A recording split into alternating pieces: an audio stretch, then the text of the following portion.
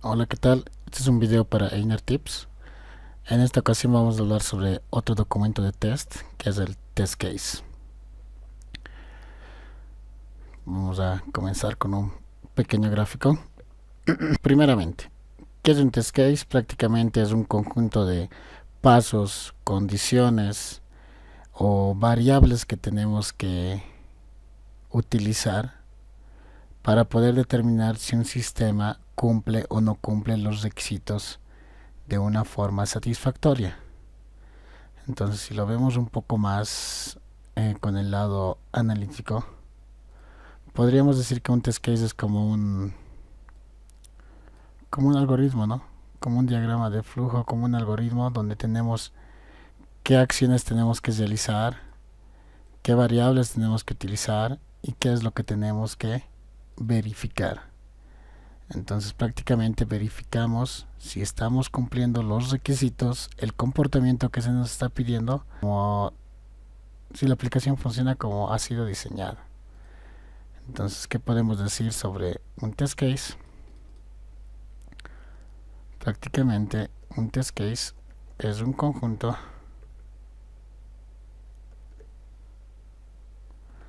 de pasos y condiciones para determinar si cumple o no los requisitos del sistema, ¿no? Esto es un test case.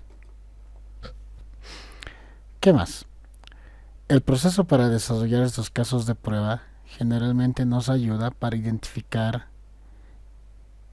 requisitos que nos hemos estado olvidando, se nos han ido, o inclusive mejorar el diseño de la aplicación. Entonces ayuda para poder entender mucho mejor la funcionalidad que queremos desarrollar. Adicionalmente a eso, cuando nosotros tenemos muchos test cases, podemos crear lo que es llamado un test suite. Test suite. ¿Qué es un test suite? Un test suite es una agrupación de test cases. Entonces yo puedo tener diferentes casos de prueba donde puedo decir todos estos casos de prueba van a ser mi suite para ejecutar una regresión, para ejecutar una prueba de humo, para ejecutar una prueba de sanidad o ejecutar un sanity test o cualquier otro tipo de suite de ejecución que yo quiera realizar, ¿no? La agrupación de test cases es un test suite. Tenemos dos tipos de test cases que podemos crear. El primero, que es el High Level Test Case.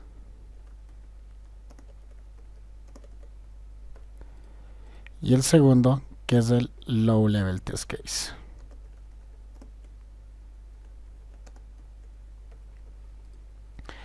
El High Level Test Case solamente cuenta con tres valores de información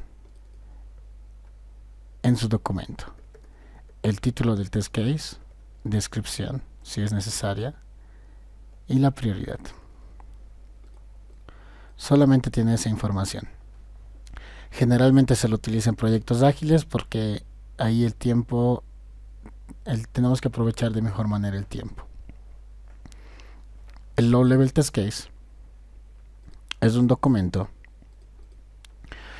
donde están todos los campos que debe tener un test case. Eso ya lo vamos a ver enseguida, ¿no?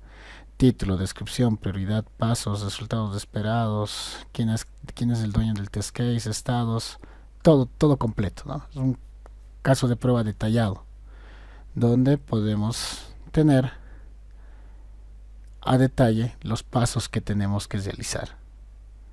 Entonces eso es importante poder entenderlo ahí. Cuando hablamos de un test case de bajo nivel, también hablamos sobre la vertical de un test case. ¿Qué es la vertical de un test case? Es el formato que manejamos al momento de escribir un test case con todos los campos que debería de tener.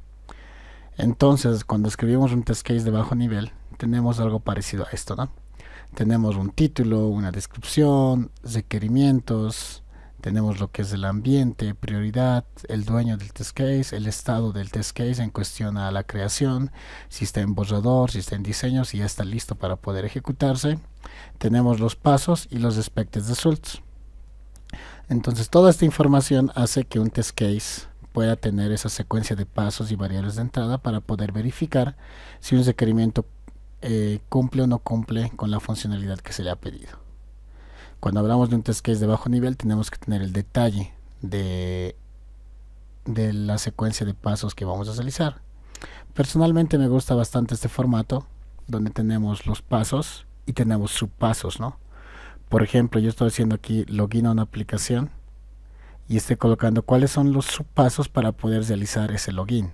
Por ejemplo, para hacer login, tengo que irme a la URL, tengo que hacer clic en el botón de login, llenar el email, el password, luego hacer clic en el botón de login y poder loguearme. Y algo importante es tener un paso de verificación, ¿no? ¿Cómo verifico que estos subpasos han sido realizados correctamente? Ahí coloco que el icono o el botón de logout se ha mostrado. Pero mi expected result es que yo esté en la página principal. Y luego hago lo mismo, ¿no? Tengo otro paso que es crear proyecto. Si yo ya conozco la aplicación, ya voy a aplicar los pasos para crear el proyecto. Pero si no conozco, puedo irme al detalle y puedo ver qué acciones específicas debería realizar para poder crear un proyecto. Y mi expected result prácticamente es que se cree el proyecto, ¿no? El expected result, el último expected result del test case tiene que ir totalmente relacionado con el título del test case, ¿no? Van relacionados, van de la mano. Personalmente me gusta bastante este formato porque considero que es bastante completo. Como se dice, un test case debería ser capaz de ejecutarse por cualquier persona que lo pueda leer. Entonces se comprende que escribir un test case bastante detallado toma tiempo, es moroso, pero generalmente cuando las personas o los equipos rotan, que es lo recomendable, una persona que no conoce el producto debería de poder ejecutar los test cases fácilmente, ¿no? Simplemente leyendo el test. O una persona que está entrando a un nuevo equipo, al darle su entrenamiento, simplemente se le da un test suite de la aplicación para que vaya ejecutando y ahí vaya conociendo la aplicación también. Entonces es bastante útil tener test cases detallados. Y hoy en día las aplicaciones, diferentes aplicaciones de manejadores de test cases nos permiten compartir su substep. Entonces yo puedo decir, estoy haciendo un login y puedo compartir todos los substeps para que se reflejen en otro test case. Entonces no voy a tener que duplicar muchas veces todo esto, ¿no? Bastante importante mencionar eso. Una buena práctica para poder escribir un test case, ¿no? Por ejemplo, debo tener 3 tipos de información al momento de escribir un paso en un test case. Debo tener mi acción, la acción que voy a realizar. Debo tener la información de dónde voy a realizar la acción, dónde realizo la acción, sobre qué control, ¿no? Sobre qué control estoy realizando la acción. Control. Y luego tengo que tener la información en dónde está ese control, en qué lugar de mi página está el control, ¿no? En dónde está el control. Si yo tengo en mi paso estas 3 informaciones, cualquiera persona va a poder entender la prueba. Y eso también va a aplicar en las pruebas automatizadas ya más adelante cuando lleguemos a eso. Por ejemplo, ¿qué pasa si yo hago clic en algún botón? Coloco que yo hago clic, ya estoy haciendo la acción. ¿En dónde realizo? Tal vez le puedo colocar ahí en el botón del login, digamos. Le estoy diciendo dónde estoy realizando la acción, cuál es el control. El control es un botón que se llama login. Pero ¿en dónde está ese control? Ahí puedo decir, este control está en el modal del login, ¿no? Login modal. O en la sección superior o en la sección inferior. ¿Dónde está ese botón? Al darle yo toda esa información a cada paso, puedo asegurarme que cualquier persona lo va a poder entender, va a poder encontrar el control. Y va a ser más fácil de poder, de no dar soporte a cada momento a alguna persona, ¿no? Que sea nueva o que está aprendiendo la aplicación. Más bien, estamos dando la mayor cantidad de información para poder ejecutar el test. Inclusive ya nos va a servir más adelante para poder reportar algún bug, ¿no? Entonces es importante tener esa sección de las buenas prácticas cuando creamos un test case. Ahora, este es un formato de un test case cuando nosotros creamos el test, ¿no? Tenemos steps y expected result. Pero ¿qué pasa cuando nosotros lo ejecutamos? En la ejecución, aparte del expected result, también tenemos el actual result. Si ese expected result se cumple, nosotros ya colocamos en presente, ¿no? Por ejemplo, acá dice, la página principal debería ser mostrado, ese es mi resultado esperado, pero mi resultado actual es que la página principal es mostrada, entonces es passed. Y puedo ir verificando paso por paso todo eso. Cuando yo ya tengo la ejecución de mi test, tengo lo que son los estados, pero en los estados ya no manejo diseño, en borrador o terminado, que es cuando yo estoy creando mi test. Manejo lo que es passed, si ha funcionado la ejecución, failed, si ha fallado algún paso de mi ejecución y genero su respectivo bug report. Tengo blocked, si algún paso me está bloqueando, tal vez algún error de alguna otra funcionalidad me está bloqueando mi test. Y tengo no aplicable cuando el caso de prueba ha sido creado, pero la funcionalidad aún no está implementada. Entonces tenemos esos tipos de estados en lo que es mis test cases, ¿no? Y las buenas prácticas para poder escribir test cases, ¿no? Tener un título comprensible, no muy largo. Tener una descripción. Si en el título tenemos acrónimos, poder escribir el acrónimo en la descripción. Poder tener las condiciones de los requerimientos claros. Por ejemplo, acá necesito tener un usuario creado y necesito tener un navegador, ¿no? Tener prácticamente linkeado o relacionados lo que es el título del test case con el último expected result. Y deberían ser reutilizables. Eso es importante. Deberían ser reutilizables los test cases. Entonces, un documento de test case es bastante importante para poder conocer la aplicación en caso de que no lo conozcamos, para poder dar entrenamientos en caso de que vayan ingresando personas nuevas.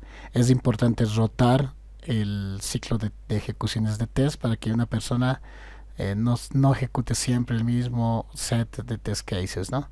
Que vaya ejecutando diferentes para ver si el mismo test está correctamente creado o poder ir actualizándolo, ¿no? Es importante ese dato en los test cases. Entonces, como estábamos viendo en esta parte, tenemos que es un test case, la agrupación de test cases y lo más importante, ¿no? High level test case para proyectos ágiles, y cuando nos da tiempo empezamos a crear los low level test cases, que también son importantes, no hay que dejarlos de lado. Es bastante importante esa sección. Entonces nos vamos al siguiente video, que es sobre el bug report. Ahí vamos a ver bastantes cosas interesantes. Entonces, si les gusta el material, no olviden suscribirse a la página.